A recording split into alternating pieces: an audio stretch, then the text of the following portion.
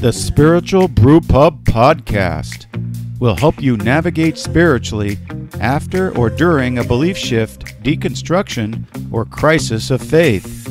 Not to try to convert you to a particular destination, but give you the resources you need to evaluate your future belief or unbelief and help you follow the religious historical evidence wherever it leads. I'm your host, Michael Camp, a recovering conservative evangelical, the operative word being recovering, sharing my journey and helping others rebuild faith or a reasoned philosophy of life.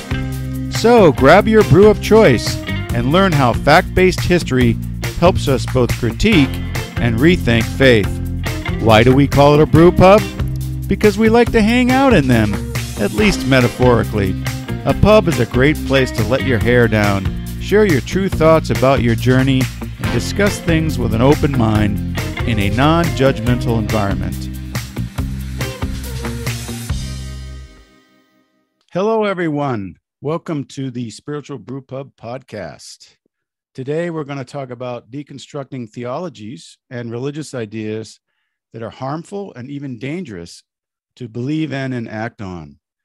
The goal of this is not to tear those theologies down or to destroy faith, but to get them identified and exposed so that people can reconstruct a more healthy and more historically grounded Christian faith. And today we have a great guest to help us do that. Chris Kratzer is an author and unconventional or former unconventional pastor who has written two really good books on these topics, Leather-Bound Terrorism and Stupid Shit Heard in Church and the Truth That Will Wipe You Clean.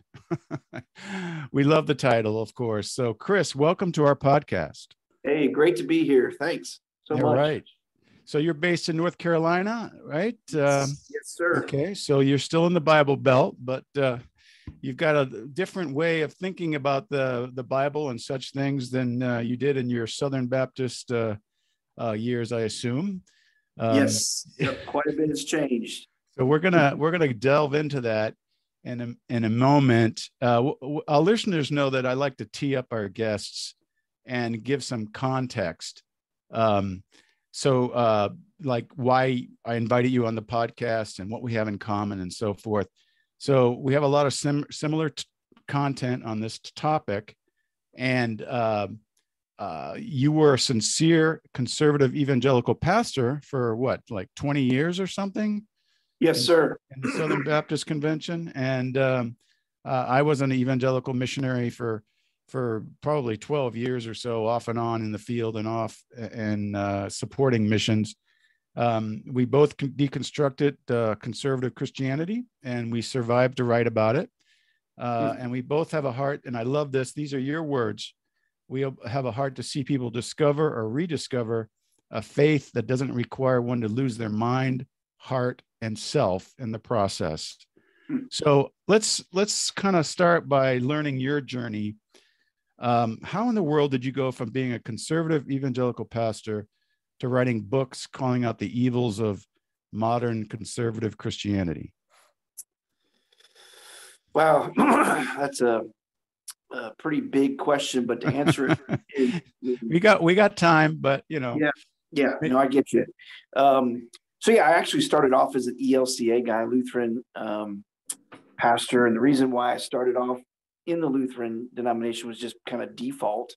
I had grown up in that primarily, with my family, and was raised in that primarily. And then when I went to when I went to college, I kind of knew that I began to feel a call to be a pastor. And so I, got a 4-year degree in piano performance. And then after that, in the Lutheran circles, you have to go to seminary for 4 years. And so I did that. And, was ordained in the Lutheran church. And then, about maybe, 5 years into it, 4 to 5 years into it, was right when the Purpose-Driven Church and the Purpose-Driven Life books were written. Oh, Rick Warren. Yes. Yeah. Yes. And then you had Bill Hybels come on the scene and Ed Young. And so this whole mega church thing started to happen, in my young ego, really that was just a needle in the vein. And I said, wow,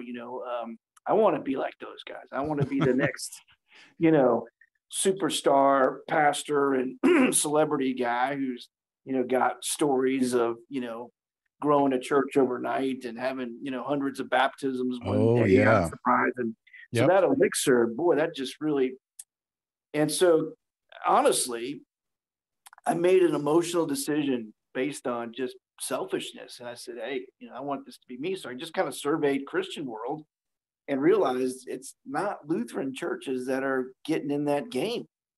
And so then I kind of studied that out a little bit. And, and I saw that, conservative evangelicalism, that side of the coin was where all this was happening, That's right. Yeah. non-denominational Southern Baptist. And I started to explore their beliefs. And I thought, well, gosh, they believe that you have to have a personal relationship with Jesus and repent of your sins. And Lutheranism doesn't teach that really. And, and then they believe that the Bible is the perfect word of God. And, you need to be baptized in terms of an outward sign of an inward commitment. Oh my God, I still know that. And that lingo is still there. Yeah.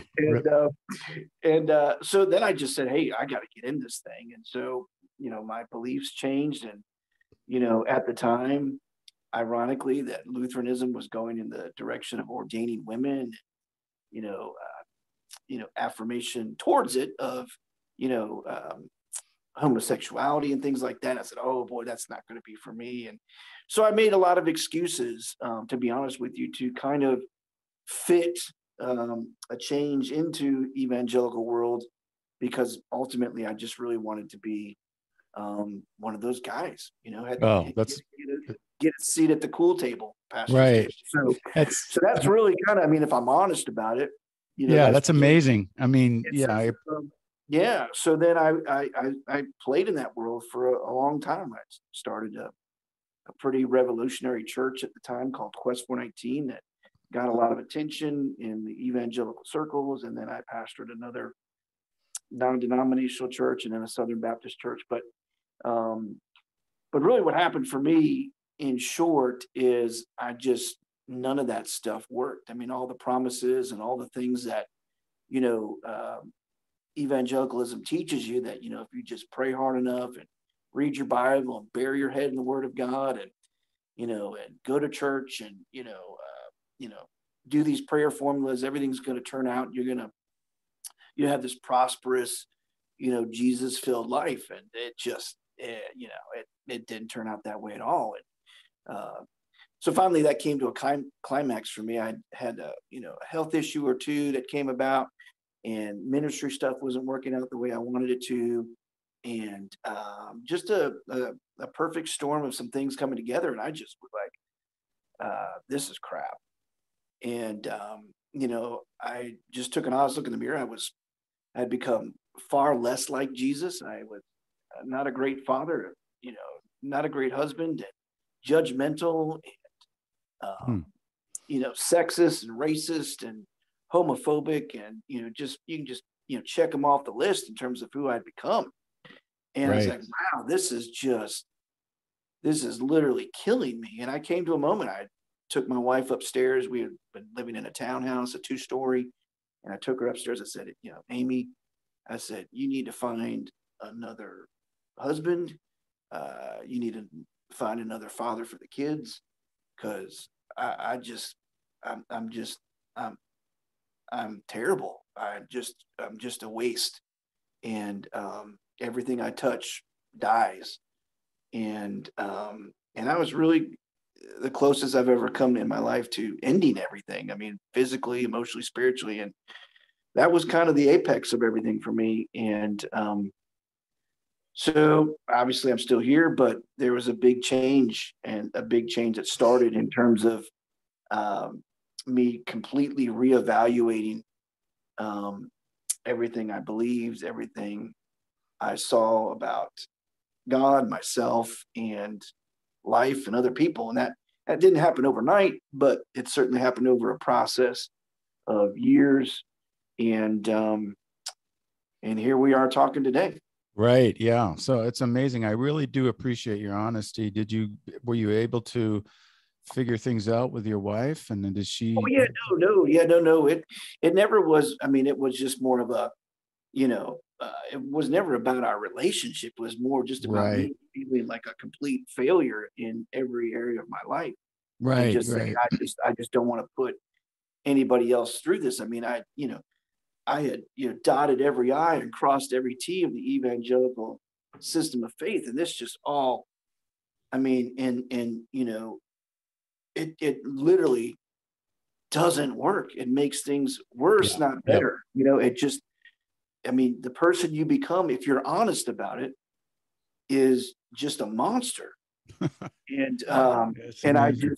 I just, thank God I woke up to that, in time. Yeah, right. And Well, I'm glad you did. yeah, our And marriage is never. I mean, we've never had any kind of. No, I can't.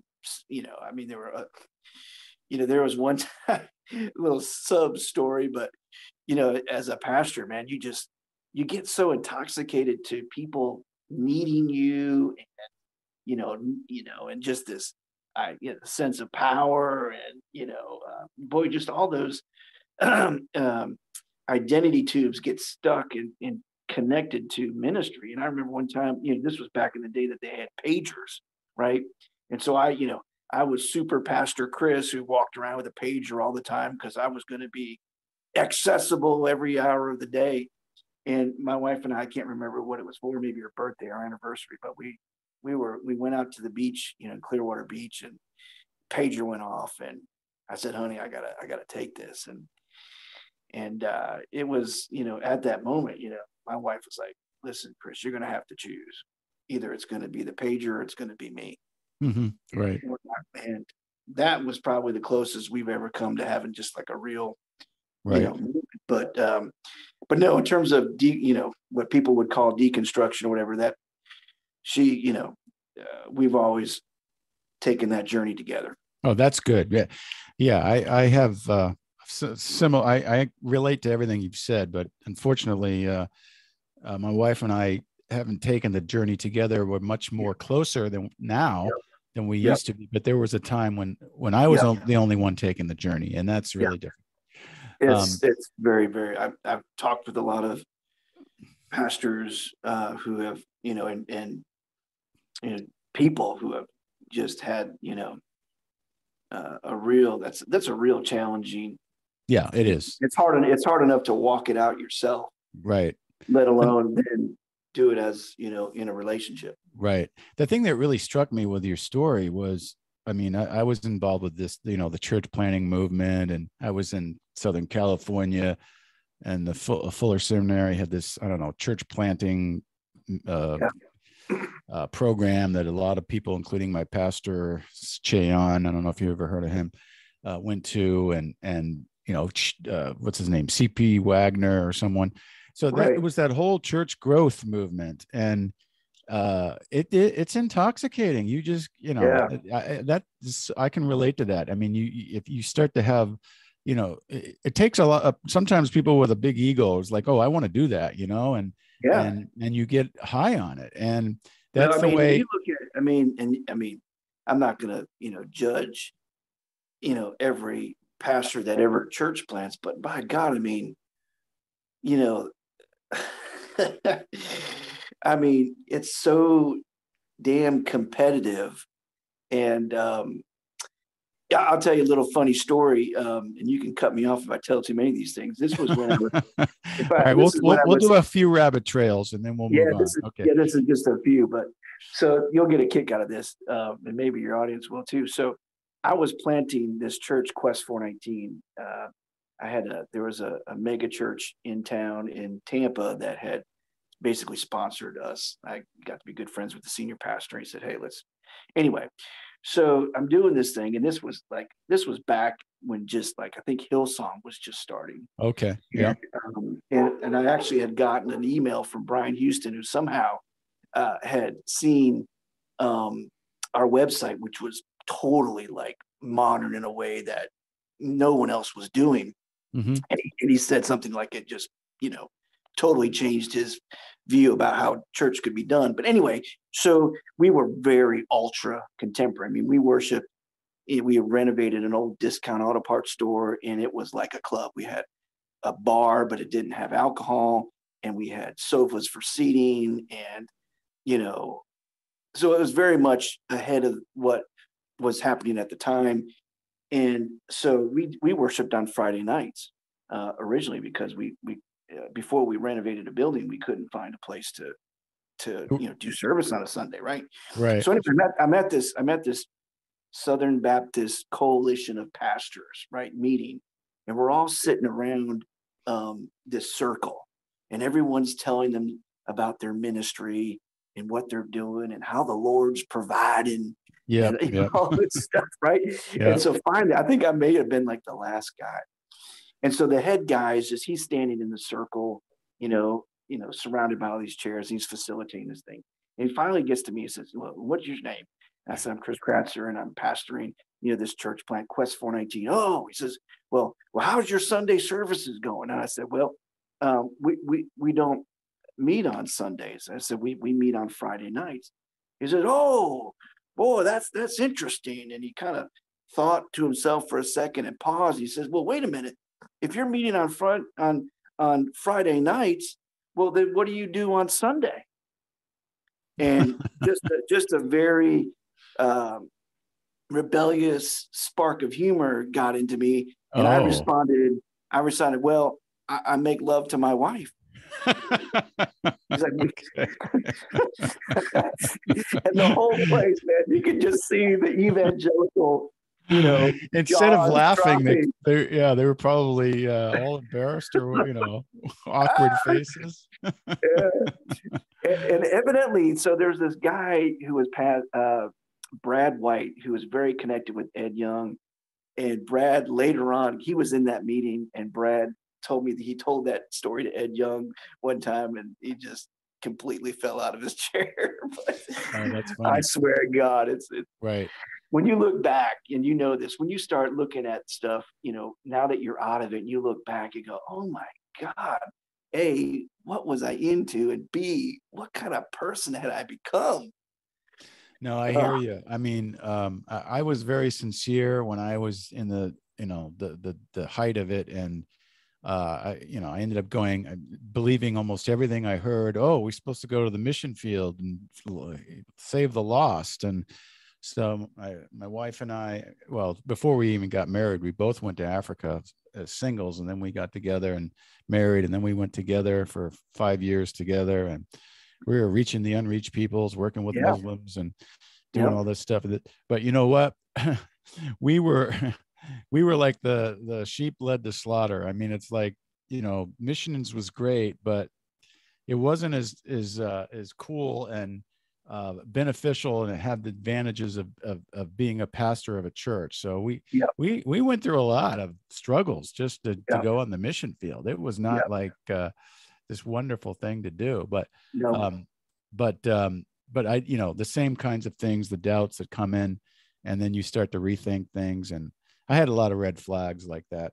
But when you're writing today and your content that you put out there, what's your goal in critiquing conservative Christianity? I mean, I don't think you want to tear faith down altogether. What's your goal? So, and people, one of the criticisms I get for my writing is, well, you're never going to reach those evangelical people. And I just always reply that that's not the purpose of my writing.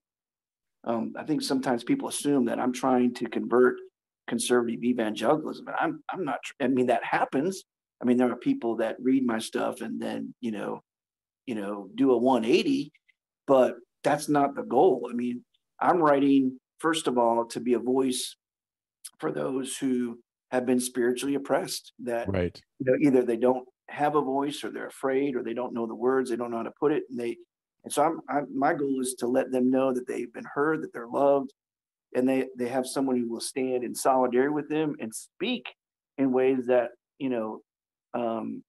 resonate and really connect with their journey in a way that's freeing to them. And so a lot of the when people try to tone police my writing, I'm just saying, well, listen, if you don't if you don't like my writing, then you're not going to like what all these other people have to say. They're just not saying it to you, because Right. I'm speaking I'm giving them permission to say what they really want to say in the words and in the angst and in the heartbreak that they want to say it and feel it. And so that's goal number one, is that, if I reach an evangelical, great, but that is not, in my mind, why I'm writing. The second reason I write is to chase the evils of conservative evangelicalism out of the shadows.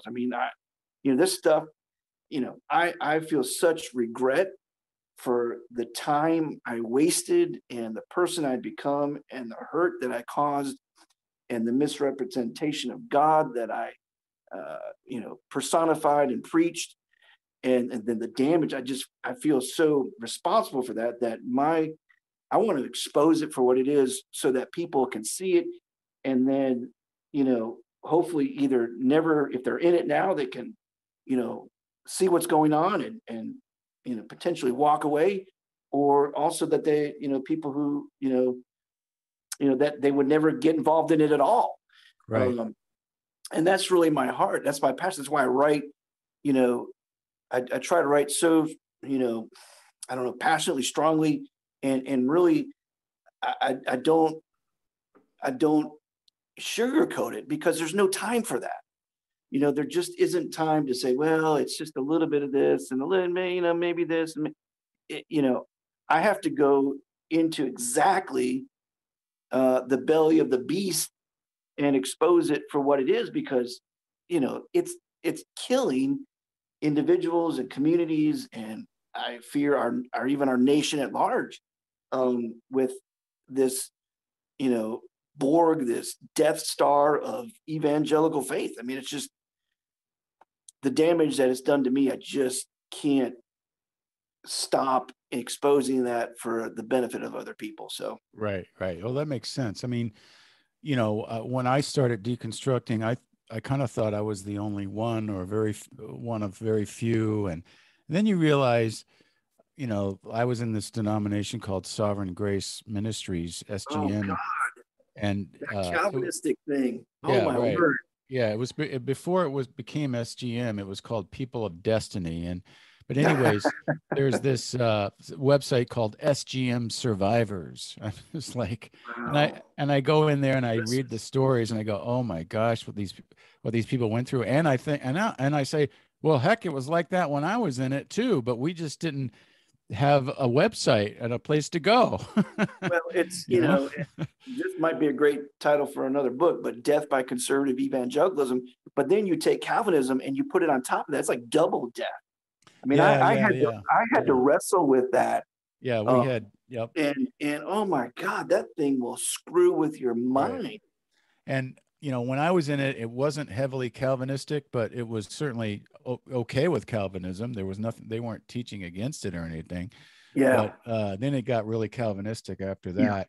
And then it was also charismatic too. So you got the charismatic and they got the Calvinist and then the church authority thing that was really strong. And that's what was abusive to people.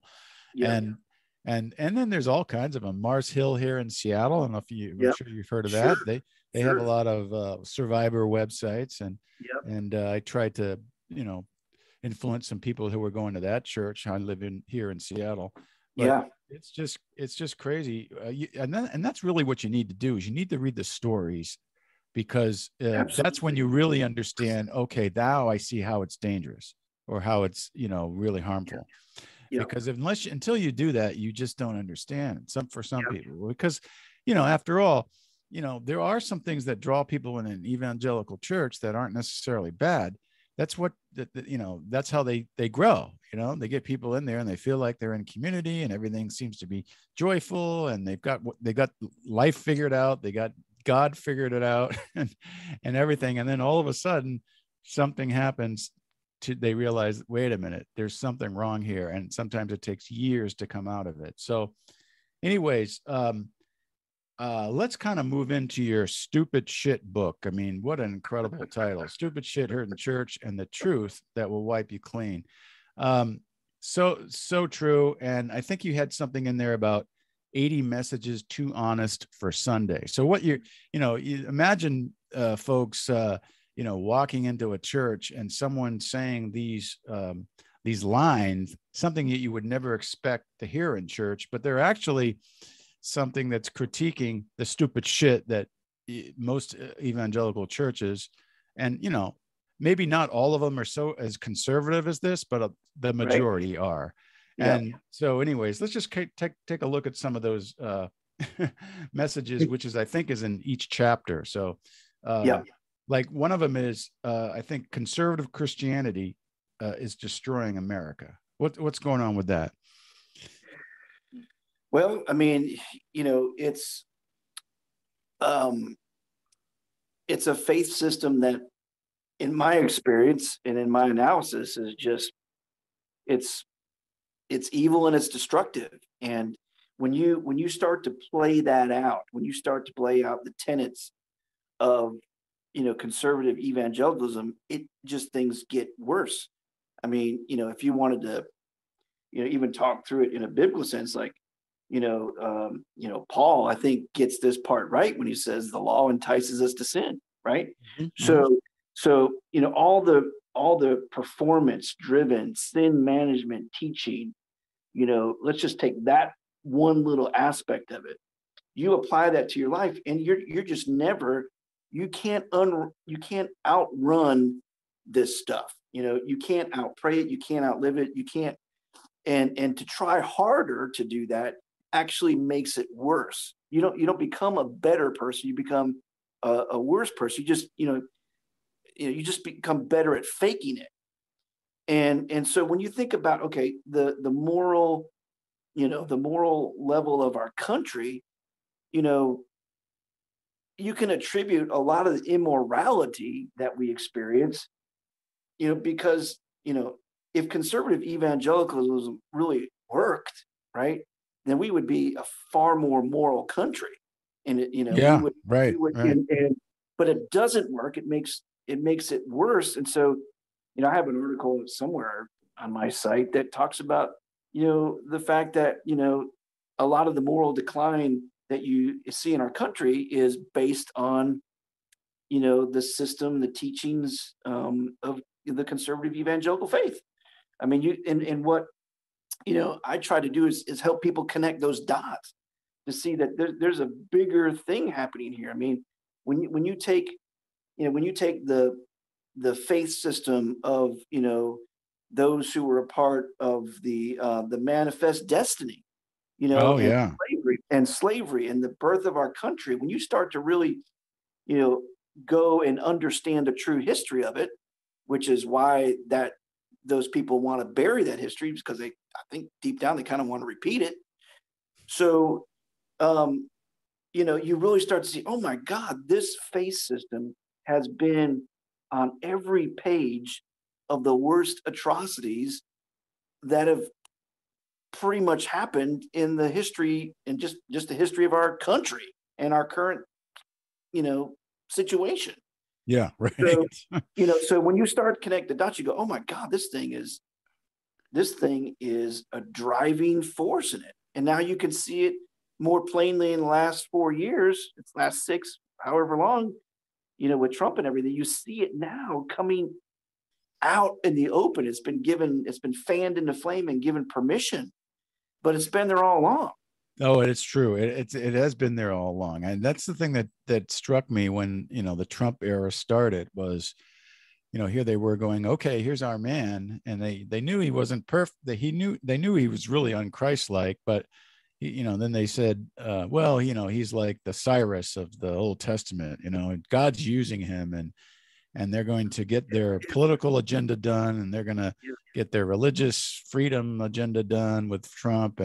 And it's like, what the heck? The ends do not justify the means here. I mean, well, and it's conservative evangelicalism has really never even given a crap about Jesus.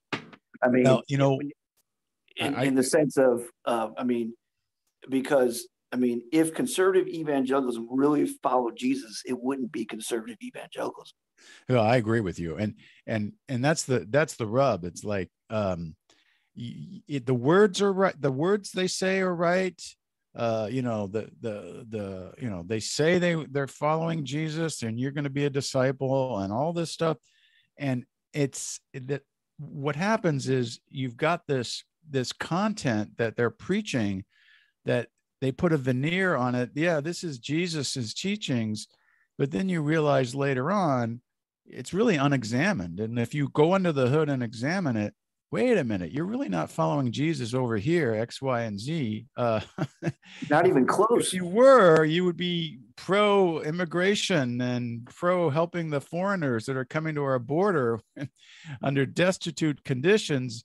And you wouldn't care so much about obeying the strict laws of our country. You'd say, well, let's change our laws. Let's do something to help these people, right? Yeah. That's just one of many examples. But I see what you're saying. You know, that performance-oriented Christianity, that sin management, that's so destructive. It's just like you're saying.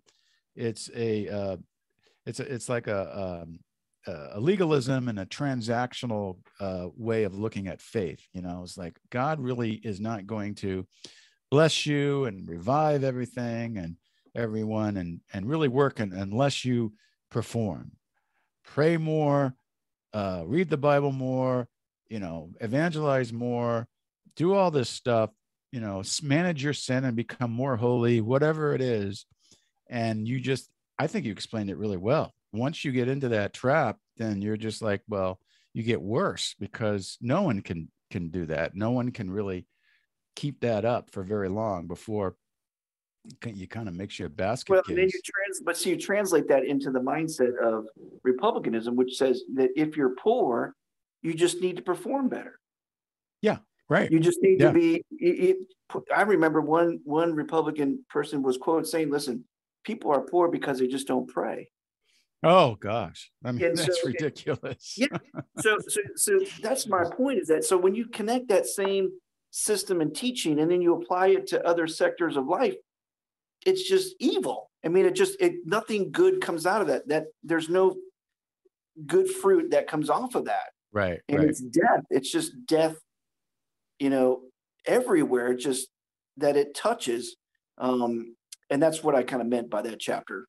Yeah, right. That's good. So, okay, let's look at another one. And I really resonate with this. This was a long deconstruction process for me to unravel this, but you make this statement: Jesus didn't have to die for God to forgive us. What's behind that? Well, some of it is just almost common sense. I mean, it's almost like, let's just step away and think about this for a moment. You know, what kind of God, right? Okay, so the God who one writer in scripture said is pure love. God is love, right? So then he creates this world, right, where the only mechanism, his default, right? First of all, the default heart of God is to condemn, right? Is to put people into hell. So that's the default ideas. But we can get around that.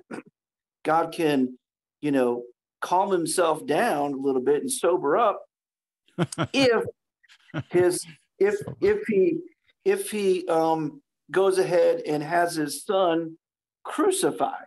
He can't forgive unless this happens. I mean, that is just, I mean, think about that for a minute. That's just the the all-powerful God, you know, creates this mechanism where he's no longer, you know, all-powerful, that he can't forgive. Right. He can't forgive. There's some kind of a codependent.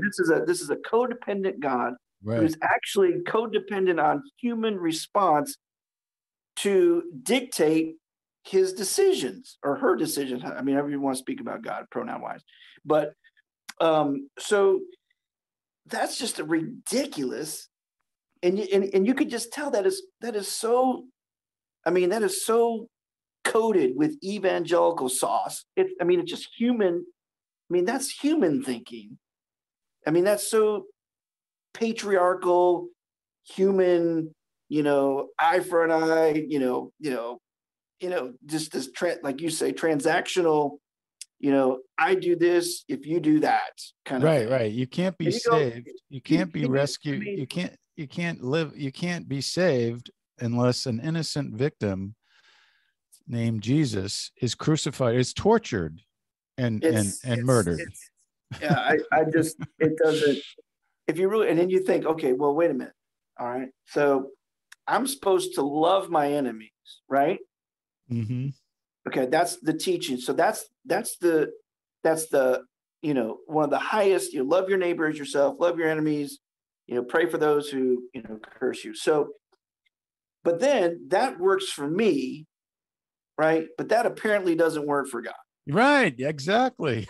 So you hit the nail on the head. So am I?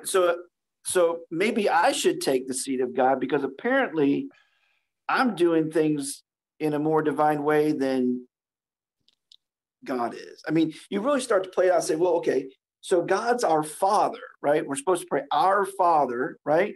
So his best idea for parenting philosophy, right, is for me to overcome a teenager, mind you, and debatably whether or not she really gave him consent or not, that's a debatable thing among scholars, right? But either way, gave birth through a teenager to a son and said, you know what, man, here's the best plan I can come up with for the fate of all the world and humanity is I'm going to have my own son murdered. Yeah, right. Now imagine if I, as a parent, applied that. Yeah. And then people will, the evangelicals, well, you just have to have faith. You just have to trust God. His ways are not our ways. Well, yeah, then you could believe anything. And I know you can. You can justify slavery, tick. You can justify, the genocide of a whole group of people, check. I mean, you just go through the line, check, check, check. Abolish, the LGBT community, force women to have their pregnancies, no matter how that happens, and no matter the possibility of causing death, and not welcome the immigrants, and nationalize your faith. Just check, check, check. You can just justify anything at that point. That's right. And so, what this is I call it just practicing violent sacrificial religion. And yeah. It's, the violence is all through the, well, not all of it, but a lot of the Old Testament.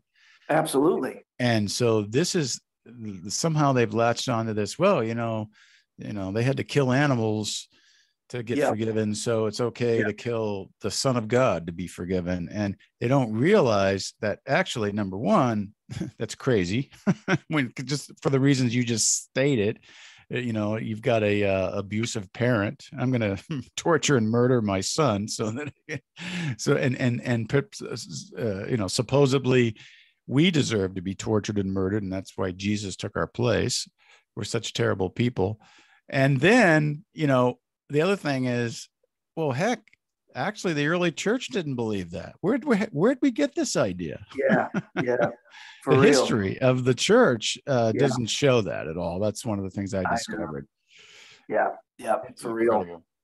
So, do you have another one? You made the statement, and you just imagine, folks, you go to church one day and the pastor stands up there and says, okay, I'm ready to give you a sermon. And the first thing that comes out of his mouth is, the problem in our life isn't sin. What does that mean?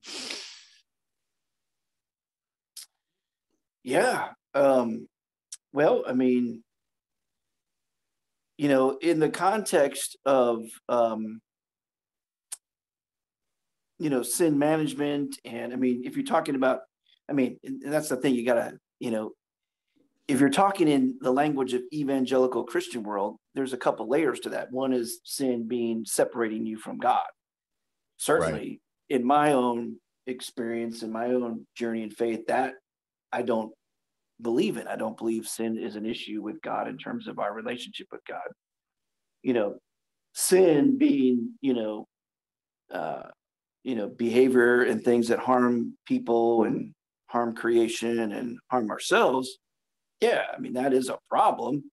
But the essence of that problem being something that's going to eternally or even momentarily budge God's heart for me and cause a distance or a disconnect is something that's to me not a problem. Those are not issues. I mean, and what happens is people just live with that. I mean, they live, eyes wide open, wondering if, this is going to be the day that God says, you know what, damn, Kratzer, I've put up with a lot of crap from you, and I think I'm kind of had it, like I have a history of doing, by the way, with a whole thing in a flood and so forth. So watch yourself, Kratzer, because if you want to get wet again, we can do the whole flood thing. Yeah, right. For Ananias and Zechariah, I'll just strike you down. Yeah, right. And so you have this fear-driven mindset of God and just your own life, and that's the problem. And the problem also, the actual word in Greek for evil is underneath the word, and it's not coming to my mind what the Greek word is, but the essence of the word underneath the idea of evil is doing something spiritual in order to earn from God something that you already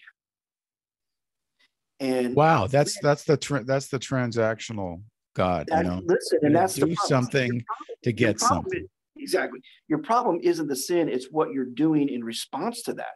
If you're trying and that's, I mean, you talk about conservative evangelicalism and all kinds of other forms of Christianity. That's exactly what's happening. We're doing something spiritual every single Sunday in our small groups, in our prayer groups, in our Bible studies, in order to get something, right? A closeness, a sense of security, favor with God, blessings from God, a sense of peace and safety with God. Not falling away from our salvation. Exactly. All that kind of stuff. We're doing that. And we're doing those things to try to get from God something that we already have. And that is evil. And I would say that is the ultimate fuel of evil, is to try to live a life in that mindset. And then make that happen in other people's lives and insist that needs to happen, or else. Yeah, that makes perfect sense. And in my observation, I think, the sin management stuff is just like majoring on the minors. I mean, it's like, really? I mean, you had a stray thought. You didn't read the Bible enough this month. You haven't prayed enough as a church or as a community. I mean, I think God's got a lot more important things to think about, like whether you're loving your neighbor truly, whether, your actions are harming others. So, I mean, I think we need to kind of put sin in context and say, what really is sin and what matters most about it, and what is really just religious codes of conduct, really, that are more harmful. So another one you had, which actually is kind of in our county is kind of relevant, because there's this guy who his name is Joe Kennedy. He's a coach at Bremerton High School. He was a coach. I think I've heard the story. Yeah. He had the practice of praying on the 50-yard line with his team after the games, and the school district said, you can't do that. We have separation of church and state, and it looks like we're promoting a particular religion. Please stop doing that. He refused to stop. Yeah. And so, he took it to court, and he went all the way to the Supreme Court, and supposedly they're looking at it now. But I mean, this whole idea of prayer and the right to pray and all this stuff, you made the statement, look, stop praying. Why pray at all? I mean, let's kind of look at that a little bit. What do you mean by that? Well, I mean, exactly what you just said. I mean, come on. I mean, here again, it's just thinking about this. I mean, what are we really saying about God when we talk about prayer in these ways? Because the evangelical thing is not only the words you pray, it's how long you pray, how Yep. frequently you pray, Yep. when you're praying. Is your heart right when you're praying? Are other people praying for you? There's so many, little bullet points you're going to have to, master here. And do we really think, and I know people do, but how can we think that the God of the universe gives a damn whether I'm praying around a flagpole or not? Is really Jesus only in schools if kids are praying and having a Bible? This is just the most ridiculous thing that you could think about God. It's so blasphemous to portray God as this conditional God who only shows up when certain requirements are met. Yeah. And so then what do you say? Like what do you say to the child with cancer who's got all kinds of people praying, but they die, and then someone else lives? Do we just say, hey, that the prayer didn't work, and for some reason it must have been the kid's heart or the parents or something? This is the most ridiculous thing, and to keep on with this mindset that prayer, moves the heart of God, and all this, that God, is just waiting for prayer in order to act in certain ways or at certain levels, is the most ridiculous. That's just blasphemy. I just think God goes, oh my God, you people are so stupid. And It's amazing. Why do you minimize me into your own image? You created me. You think about it. You got kids, right? How many kids do you have? I have 4 kids. Yeah. So when they were real little, or even now, however old they are, I don't think we're waiting around going, all right, I'm not going to do anything for my kids until worship me and pray and, read their Bibles or whatever it is. Oh, I'm going to love them and do stuff for them, whether they ask or not. It's and this whole prayer thing, I'm just going to pray for you. We're sending our thoughts and let's just shut it all up. We know you're fake and phony as hell. The moment you start talking to me about prayer tells me, in fact, that prayer is a spiritual veil to an empty life for you. Right. I just know it's bullshit. Yeah. And I know it because I've lived it. I've done it. I've prayed as hard as anybody on planet Earth about things. And I'm just telling you, the way people respond with prayer and believe about prayer, it doesn't work. Now, can I have communion and union with God? And do I have that? And I can have a sense of conversation with God and so forth. Yes. Okay. But it's not like I'm asking God for this and for that, and it's transactional. It's just communication. It doesn't have to be transactional. No, it doesn't have to be. Yeah, that's true. Yeah, and you don't, and treating God, we only, it seems just, I'm having the loss of words. It's just ridiculous. And so that message in that book is stop it. You're making a fool out of God and yourself, and you don't even know it. You're just revealing to everybody the talking points that you've swallowed and your lack of willingness to allow God to be God. Yeah. And to be bigger than you and far beyond your ability to. Right. So anyway, I probably it's true. That when you really, like I said, people do, these are unexamined beliefs. They're just, you read something in scripture and the sermon says something and the whole church has got that culture. And so you just follow along with it. But you don't really examine it. I remember we had in the church we went to in California, People of Destiny, 7 a.m. prayer meetings, Monday through Saturday. Yeah. and you felt like if you didn't go, you weren't quite as spiritual as the other people. And when you did go, you felt a little better that day. Oh, I went to the prayer meeting. And it's just crap. And it's not that, and that's where you have to separate not throw the baby out with the bathwater. When I when a person has a heart to communicate thanks to God and to, for that which they already know that they have, Mhm. when it's just a recalibrate and say, hey, you know what, God, just, I just am aware of all the beauty, and whatever. That can be a beautiful thing. Yeah, But when right. this comes this spiritual practice and this religious thing and this, I'm Yeah. getting something from God and you're It's not. being, it's being grateful for life and the beauty of it, and nature, and friendships and love and all that stuff. And Yeah. that's good. I mean, but it doesn't have to be a formal prayer. It can be walking down the street and just, I mean, aren't we always saying something to God in thought, word, and deed? I mean, aren't we always saying right, something? right.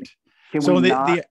yeah, the ironic thing is that actually Jesus didn't teach us to pray in public.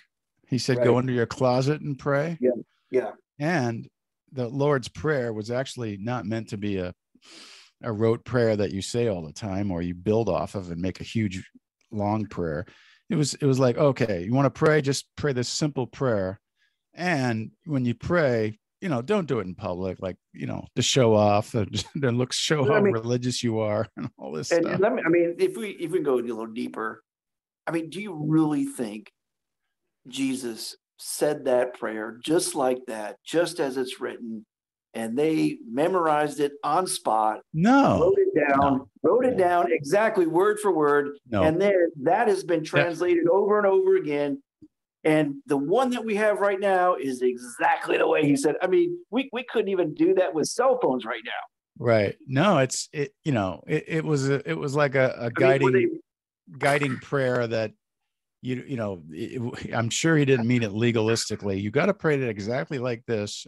And also I had people have the teaching, well, that's just the start. And then they would go off and teach you how to pray off of each point, and how do you pray for an hour? Well, here, we'll come up with something. It's like, it's crazy. All right. Moving on.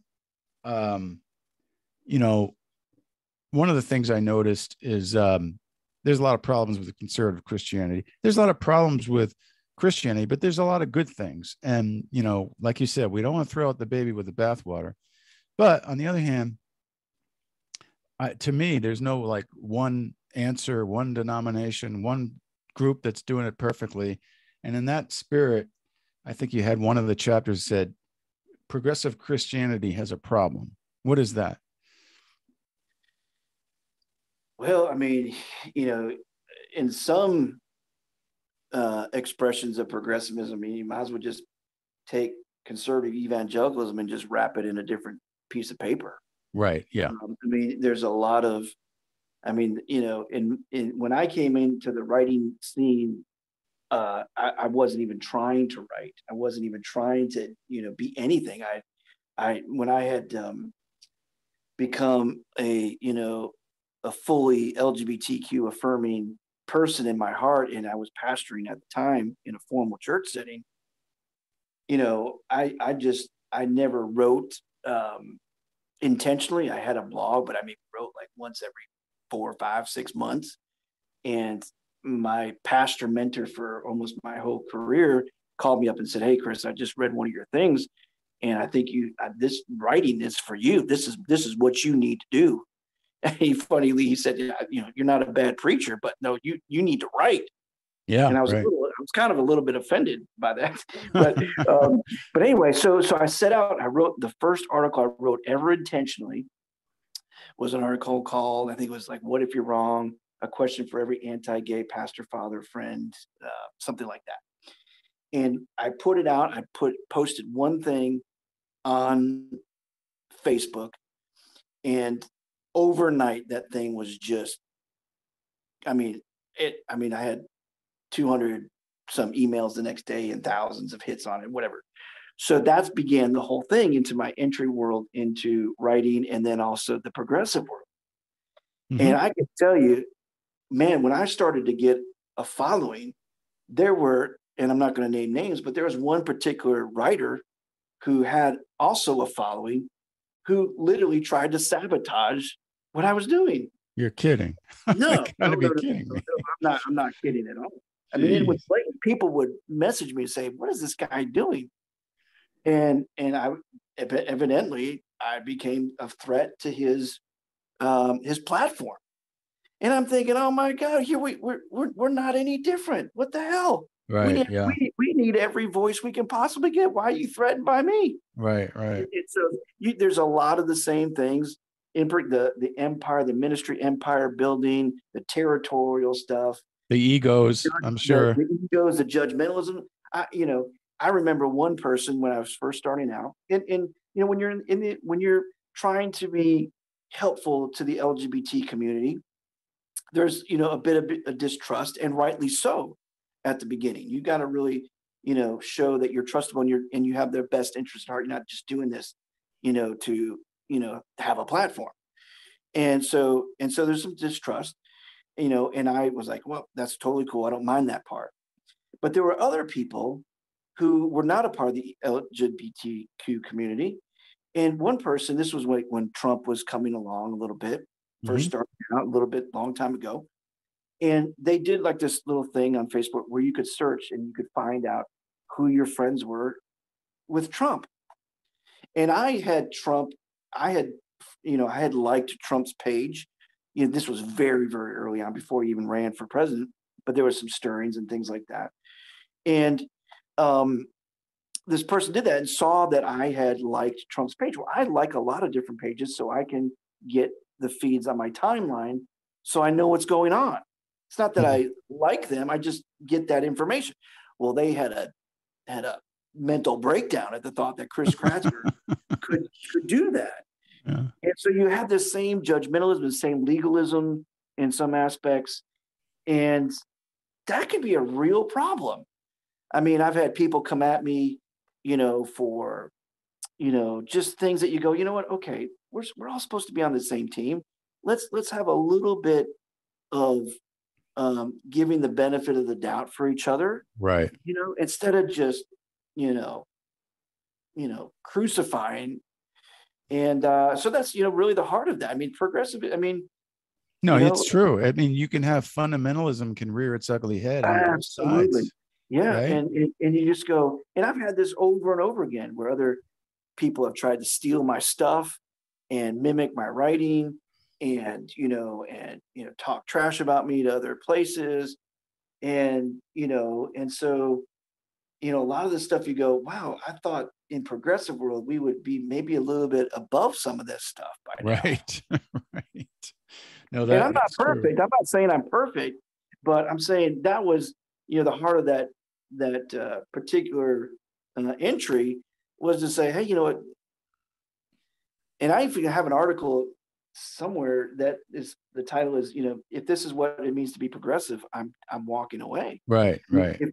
If I can't have, like some people, want you to be so militaristic about certain beliefs in progressive world, and if you veer, or you even give the impression that you might be a little bit off of the mark from where they're at, man, they'll cut you. And it's incredible. No, it's the same legalism. It's like you got to believe exactly the way we do, say the right words, say the right things, or else you're really not one of us, and we're going to attack you. Yeah, it is incredible. What I like to bring out is that, when people deconstruct from conservative Christianity, it's mostly a long process, and they do it in stages, and you got to be patient with people.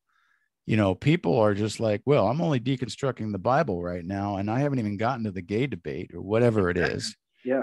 And this notion of like, well, you should be, enlightened like I am right now, Right, or else. Yeah. I mean, that's really, destructive as well. And so you can see that on both sides of the debate. I mean, I've got a lot of family and friends who are still fundamentalist Christians, and I love them. I've kind of learned to overlook a lot of things that they believe and they say, but you got to just get people slack. Well, and you've got leaders out there that it's just it's the same thing. It's just building their own little platform, and I've ran into this. I mean, that's part of it why I just have had to realize I'm just going to have to take my own path, because unless you, in a sense, kiss a bunch of ass with some of these people, you're never going to be seated at their table. And if you're not exactly saying what they're saying, then, there's just these little closed groups in the progressive world. Yeah. And you just go, you know what, screw it. I'm just going to have to take my own path here. I want to be in fellowship. I want to be, in community with some of these folks that have these different branches of progressive ministry. But it's like this, it's like each one's got their brand. And Right. it's brand preservation. Yeah. It's brand that's promoting. true. Yeah. And you're just okay. Yeah. I think that's definitely true. I think, fortunately, I don't think it happens as much as on the conservative side, but it's still there, and we have to be watch out for it. Yeah. One of the times I went to the Wild Goose Festival, Brian McLaren, who I'm sure you know, and Bart Campolo, who deconstructed and became an atheist, they had a session together. And it was like, that's what I want to see. I mean, these people were respecting each other and had totally different views on the existence of God, but they were talking about deconstruction, and they had so much common ground. It was like they were, one, so anyways. So a lot of things that we are not going to be able to get to today, but one of the ones I wanted to ask was, there was a chapter that said all roads lead to Jesus. Maybe you could just explain briefly what that means. Yeah. So, I think that, that when we allow different ways of talking about the same thing, and I understand that there are certain people that don't want to use the terminology of Jesus. They don't believe in Jesus in the way that maybe a Christian would believe in Jesus. And quite frankly, I don't believe in Jesus in the way that a lot of Christians people believe in Jesus. Right. Yep. So I don't, I think that the goal of that is to say, okay, that whether it's Jesus or calling it the universe or, spirit or whatever language a person is using, that all those roads connect. Mm-hmm. And, it's not that one particular faith has it down, in terms of the whole essence of God and the whole plan of life in the world. Not at all. And so, when you sense that, all roads are connected, and call it Jesus, call it love, call it universe, call it spirit, even call it nothing at all. I just don't think there's a journey a person can take spiritually outside of what God can handle or what God is, or I don't think you can journey outside of God. Right. Yeah, that makes sense. The path of what I've discovered is, if you kind of seek God or seek truth, I can find the teachings of Christ in, I don't know, Mahatma Gandhi. I can find it in, and he was a Hindu, and, he actually did read Jesus' teachings. He never became a Christian, but he, as a Hindu, he was more Christ-like than most of us.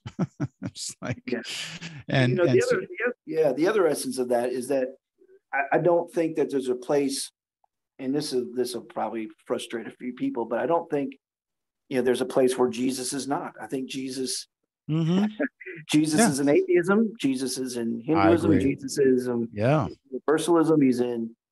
He's in everything. Well, it makes sense. You may not call it that. You may not, use that language.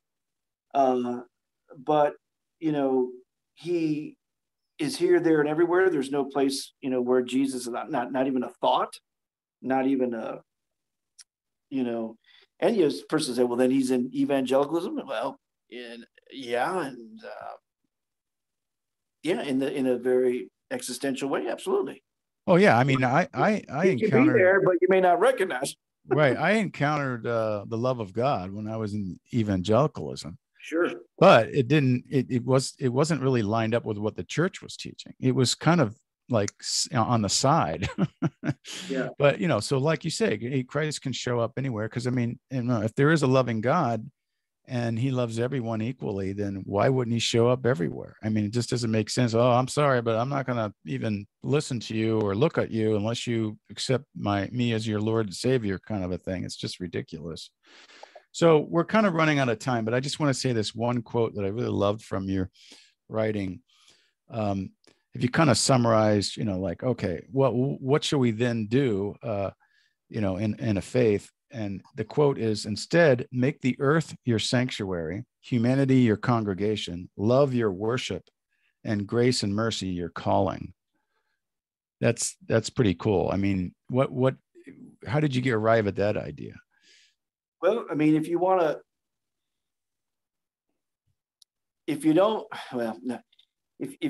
to boil it down to simple terms that I think, that encompasses everything. And you can't, I don't want to say, this is the only words I have to say, and I'll probably think of better words after we're done, but that it breaks it down to where you can't miss. If Earth is your sanctuary, and then later on, obviously the entire universe, but if Earth is the sanctuary, right, and humanity is your community, mm-hmm. and love is your worship, and mm-hmm.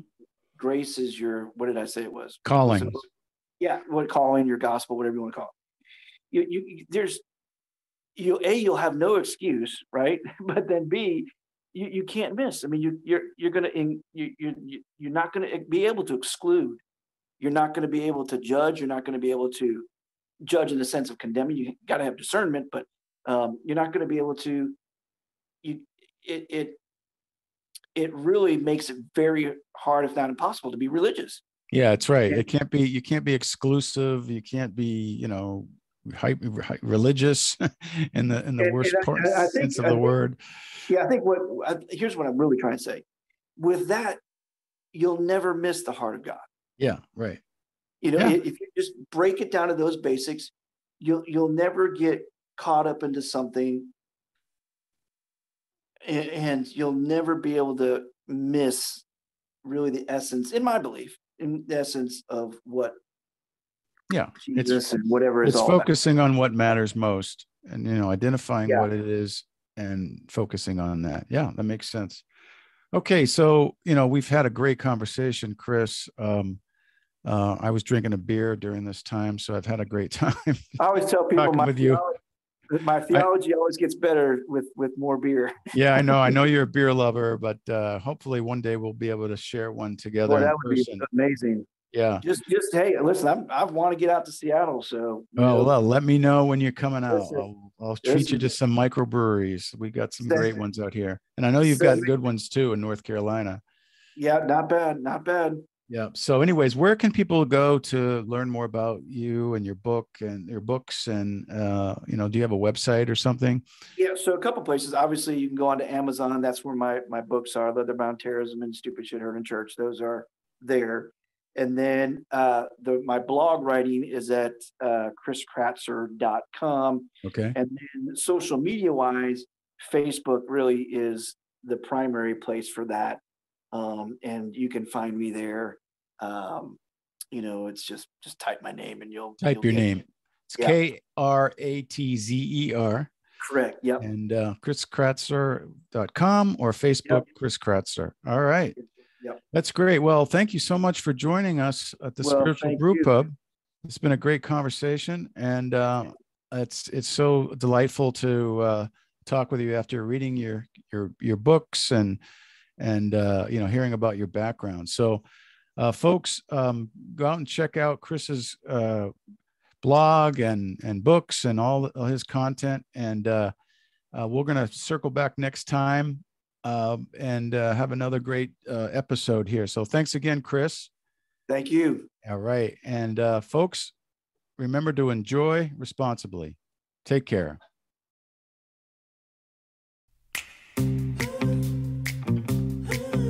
The Spiritual Brewpub Podcast will help you navigate spiritually after or during a belief shift, deconstruction, or crisis of faith. Not to try to convert you to a particular destination, but give you the resources you need to evaluate your future belief or unbelief and help you follow the religious historical evidence wherever it leads. I'm your host, Michael Camp, a recovering conservative evangelical, the operative word being recovering, sharing my journey and helping others rebuild faith or a reasoned philosophy of life. So grab your brew of choice and learn how fact-based history helps us both critique and rethink faith. Why do we call it a brew pub? Because we like to hang out in them, at least metaphorically. A pub is a great place to let your hair down, share your true thoughts about your journey, and discuss things with an open mind in a non-judgmental environment.